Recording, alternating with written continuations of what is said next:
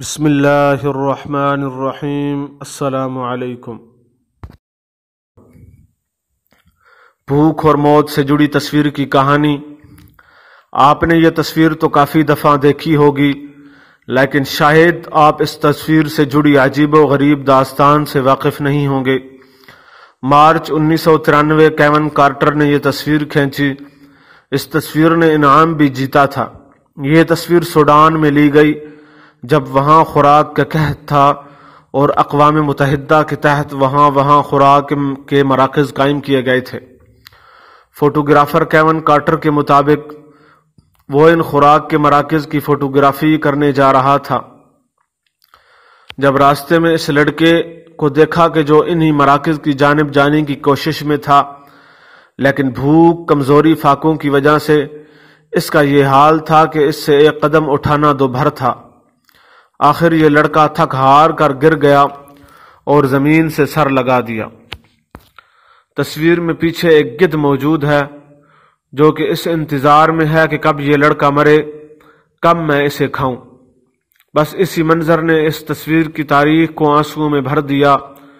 کیون Carter نے یہ تصویر نیو یارک ٹائمز کو بھیجی اور نیو یارک ٹائمز کے مطابق جب انہوں نے یہ تصویر شائع کی تو ایک ہی دن میں ان سے ہزاروں لوگوں نے رابطہ کیا اور اس لڑکے کا انجام جاننا چاہا کہ کیا یہ بچ گیا تھا، لیکن نیو یارک ٹائمز والے خود اس کے انجام سے بے خبر تھے۔ بات یہی ختم نہیں ہوتی۔ فوٹوگرافر کیون کارٹر نے یہ سارا منظر کیمرے میں قید کیا اور اس تصویر کے بعد اکثر اداس رہنے لگا اور ڈپریشن کا مریض بن گیا۔ آخر اس میں موجود منظر نے اس فوٹوگرافر کو اپنی جان لینے پر مجبور کر دیا۔ کیون نے 33 سال کی عمر میں خودکشی کر لی۔ اس کی خودکشی کا طریقہ بھی بہت عجیب تھا۔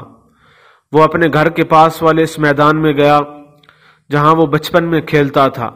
اس نے اپنے کار کے سلنسر میں ایک ٹیوب فکس کی اور اس ٹیوب کی ڈرائیونگ سیٹ والی کھڑکی سے کار کے اندر لے آیا۔ تمام کھڑکیاں، دروازے لاک کر دیے اور گاڑی سٹارٹ کر دی۔ گاڑی میں سلنسر سے نکلتا ہوا دھواں بھرنا شروع ہوا۔ دھوئیں میں کاربن مونو آکسائیڈ ہوتی ہے جو کہ جان لیوا ہوتی ہے۔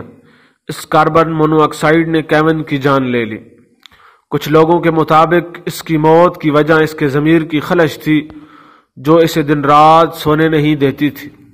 جب اس تصویر کھینچنے کے بعد انعام دیا گیا تو بہت سی تنظیموں نے اس پہ شدید اعتراضات کیے۔ لوگ اس سے پوچھتے تھے کہ اس نے تصویر تو بنا لی مگر اس نے اس بے بس بچے کو بچانے کا کوئی اقدام کیوں نہیں اٹھایا؟ وہ چاہتا تو اسے بچا بھی سکتا تھا مگر اس نے ایسا کیوں نہیں کیا؟ اس کے پاس اس سوال کا کوئی جواب نہیں تھا۔ اگر اس نے کچھ کیا ہوتا تو یقیناً اپنی زبان کھولتا۔ اسے اس بچے سے زیادہ اپنی فوٹوگرافی کے پیشے سے زیادہ پیار تھا۔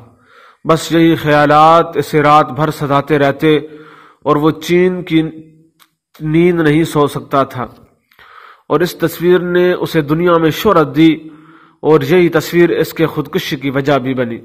اس نے جو تحریر چھوڑی اس کا ایک حصہ یہ بھی تھا: درد، بھوک اور فاقوں سے مرتے بچوں کی لاشوں کا مجھ پہ سایہ ہے۔ خودکشی کرنے سے پہلے اس نے نوٹ لکھا۔ اس کے الفاظ کچھ یوں تھے: میں بہت شرمندہ ہوں۔ زندگی کا درد اس حد تک بڑھ چکا ہے کہ اب خوشی نام کی کوئی چیز باقی نہیں رہی ہے۔ میں شدید ڈپریشن کا شکار ہوں۔ میرے پاس کچھ نہیں بچا۔ میں اپنا فون تک بیچ چکا ہوں۔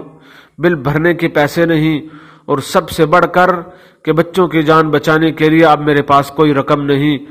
بھوکے، زخمی، مرتے ہوئے بچے، لاشیں، یہ سب یادیں مجھے بے حد تنگ کرتی ہیں۔